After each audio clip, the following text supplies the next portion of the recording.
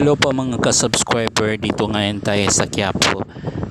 Dito po tayo ngayon sa Quiapo po mga ka-subscriber, napadaan po tayo yung yung sikat na nagba-viral po, famous Utang Hunsot dito po sa Quiapo sa Higaldo Street kay Nanay Rosa po mga ka-subscriber.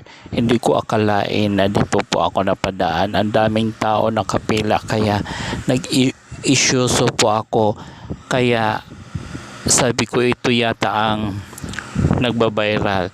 Oo, sabi daw nila. Yan nga. Kaya sinubukan ko mag-order ng isang order na sutangon soup. Kaya dito ko po kinain sa bahay namin kanina. Sobrang sarap talaga po mga ka-subscriber. At dito na lang po ang aking